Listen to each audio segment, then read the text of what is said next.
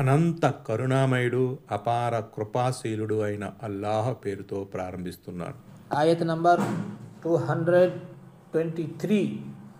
నిసాఉకుం హర్సుల్ లకుం ఫఅతూ హర్సకుం అన్నా షి'తుం వఖద్దిమూ లిఅన్ఫుసికుం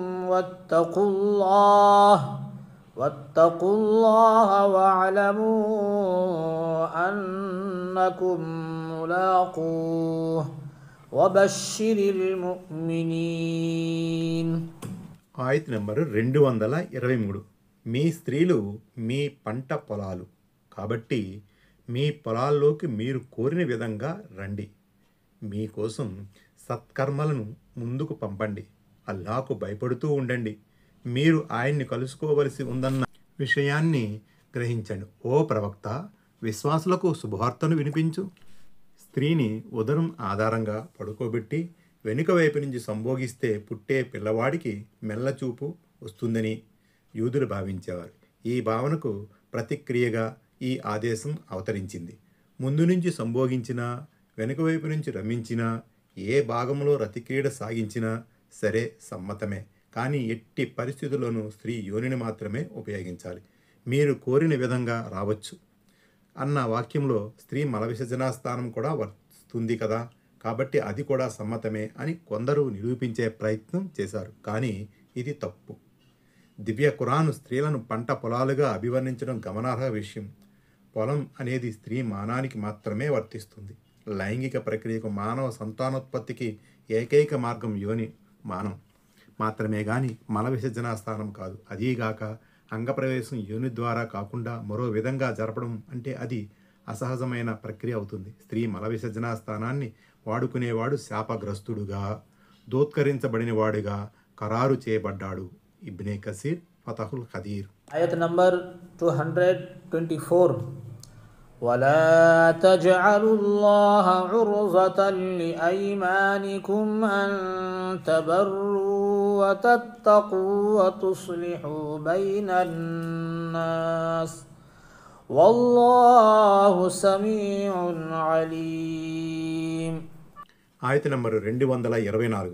సత్కార్యాన్ని, భయభక్తులను, మానవుల మధ్య సంస్కరణను విడిచిపెట్టే పరిస్థితి ఏర్పడేలా మీరు అల్లాహ్ను మీ ప్రమాణాలకు లక్ష్యంగా పెట్టకండి. అల్లాహ్ సర్వము వినేవాడు, సర్వము తెలిసినవాడు. ఫలానా వ్యక్తి పట్ల ఇక నుంచి మంచిగా మెలగను, ఫలానా వ్యక్తుల మధ్య తగాదాను పరిష్కరించను, ఫలానా వారికి ఉపదేశం చెయ్యను అంటూ కోపావేశంలో ప్రమాణం చేసి మరీ చెప్పడం సర్వసాధారణం. కానీ ఎప్పుడైనా ఇలాంటి ప్రమాణాలు గనక చేస్తే వాటిని భంగపరచండి. ప్రమాణ భంగానికి గాను పరిహారాన్ని చెల్లించండి అని హదీస్లో చెప్పబడింది. ప్రమాణ భంగానికి చెల్లించవలసిన పరిహారం గురించి అల్-మాయిదా సూరా 89వ ఆయతను చూడండి. ఆయత్ నంబర్ 225. లా యుఆఖిదుకుముల్లాహు బిల్లగ్వి ఫీ ఐమానికుం ولكن يؤاخذكم بما كسبت قلوبكم والله غفور حليم. ఆయత్ నంబర్ 225. అనాలోచిత ప్రమాణాలను గురించి అల్లాహ్ మిమ్మల్ని నిలదీయడు. హృదయపూర్వకంగా మీరు చేసే ప్రమాణాలను గురించి మాత్రం ఆయన తప్పకుండా నిలదీసి అడుగుతాడు. అల్లాహ్ క్షమాశీలి, సహనశీలి కూడా. అనాలోచిత ప్రమాణాలు అంటే సంకల్పరహితముగా చేసే ప్రమాణాలు అని అర్థం. మాటల సందర్భంగా ప్రతి చిన్న విషయంపై దైవం తోడు అన్న పదాన్ని ఊతపదంగా చేసుకోవడం, అయితే ఉద్దేశపూర్వకంగా అబద్ధపు ప్రమాణం చేయడం మహాపాపం. ఆయత్ నంబర్ 226. లిల్లదీన యు'లూన మిన్ నిసాఇహిం తరబ్బుసు 4 అష్హుర్ ఫఇన్ ఫాఊ ఫఇన్నల్లాహ గఫూరుర్ రహీమ్. ఆయత్ నంబర్ 226.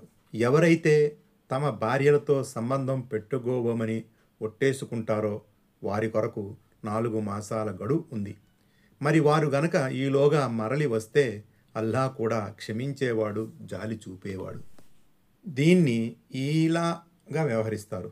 ఈలా అంటే ఒట్టేసుకోవడం అని అర్థం. ఏ భర్త అయినా తన భార్యతో ఒక నెల రోజుల పాటో లేక 2 నెలలలో సంబంధం పెట్టుకోనని ఒట్టేసుకుంటే దీనిని ఈలా అని అంటారు.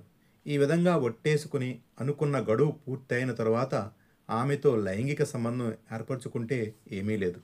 ఒకవేళ ఇలా ఒట్టేసుకున్న మీదట గడువు పూర్తి కాకమునిపే అతను భార్య వద్దకు పోతే ఈ ప్రమాణ భంగానికి గాను పరిహారం కఫారా చెల్లించవలసి ఉంటుంది. ఒకవేళ 4 మాసాల కన్నా ఎక్కువ కాలం వరకు లేక అసలు కాల నిర్ణయం ఏమీ లేకుండా భార్య వద్దకు పోనని ప్రమాణం చేసినట్లయితే 4 మాసాల వ్యవధి ముగియగానే అతను భార్యతో సంబంధం ఏర్పరచుకోవాలి. లేకుంటే ఆమెకు విడాకులు ఇవ్వాలి. ఎందుకంటే ఆమెను 4 మాసాల కన్నా ఎక్కువ కాలం డోలాయమాన స్థితిలో ఉంచేందుకు అనుమతి లేదు. మొదటి పరిస్థితి ప్రకారం అతను ప్రమాణ భంగానికి పరిహారం ఇవ్వాలి. ఒకవేళ అతడు రెండింటిలో ఏ ఒక్కదానిని కూడా అవలంబించకుండా అనిశ్చిత స్థితి కొనసాగిస్తే ఏదో ఒక నిర్ణయానికి రావలసిందిగా న్యాయస్థానం అతను నిలదీస్తుంది. అంటే ఆమెతో కాపురం చేయడమో లేక విడాకులు ఇవ్వడమో చేయమంటుంది. స్త్రీకి అన్యాయం జరగరాదన్నదే దీని ఉద్దేశం. Tafseer ఇబ్నే Kathir. Ayat number 227.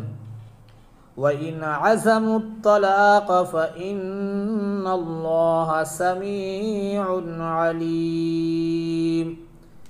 ఆయత number 227. ఒకవేళ వారు విడిపోవాలని నిశ్చయించుకుంటే నిస్సందేహంగా అల్లా అని వినేవాడు, అంతా తెలిసినవాడు.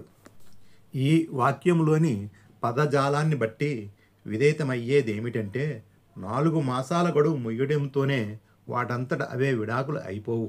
కానీ కొంతమంది విద్వాంసులు మాత్రం ఏర్పాటు అయిపోయిందని అంటారు. నిజానికి భర్త విడాకులు ఇస్తేనే అది విడాకు అనబడుతుంది. ఆ మేరకు న్యాయస్థానం కూడా అతనిపై ఒత్తిడి తీసుకువస్తుంది.